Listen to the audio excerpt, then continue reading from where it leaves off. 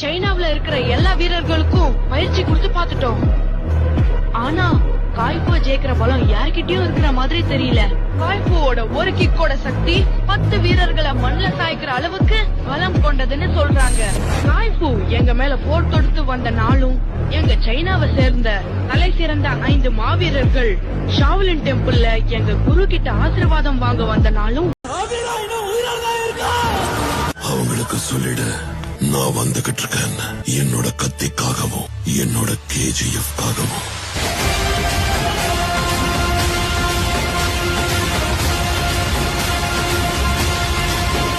தம்பி, பயம் என்பது எங்கள் பரம்பரைக்கு கிடையாது.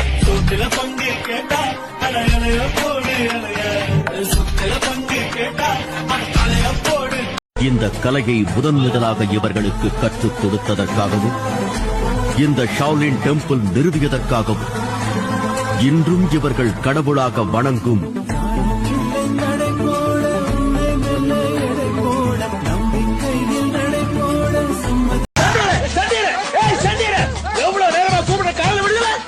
அம்மா ஆசையா வச்ச வேற விரும்பாண்டி இருக்கையில நீ வேற ஏதாவது விட்டுட்டு பாக்க சொல்றியா? நீ என்ன வேற சொன்னாலும் உனக்கு ஊர் வச்ச வேற சண்டே தானே. எண்ணிக்கொள்ளு நெஞ்சில வீர தழும்பு காலங்க இப்போ கொட்டி தொழுவத்தில் எத்தனை கட்டியல் உண்டு.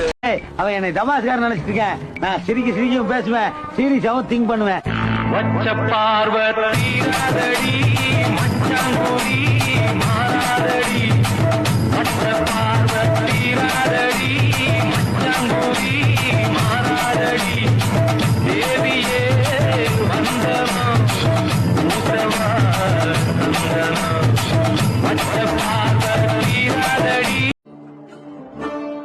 அந்த பண்டிங்க கிட்ட போய் சிங்கத்தை பத்தி கேட்டா என்ன தெரியுமா?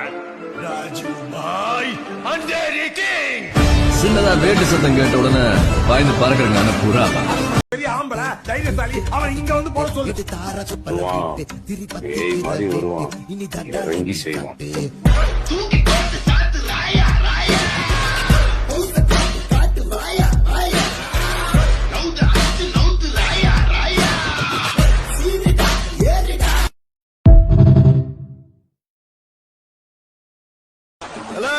என்ன கத்தி எடுக்க வயல உள்ள யார் தெரியல? பாண்டியன் 66 கொலை பீஸ் ஆக்கிடுவோம் படவா. ஏய், நீ கத்திய காட்டினா பயப்படுறதுக்கு நாங்க என்ன போலீஸா? மரியாதையா திரும்பி போயிடுங்க. திரும்பலன்னா திரும்பி போகவே மாட்டீங்க.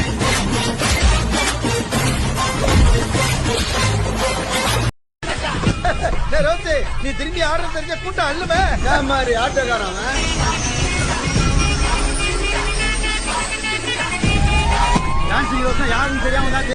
இங்க தலைகள் நிரந்தரம் இல்லை, கிரீடம் மட்டும்தான் நிரந்தரம்.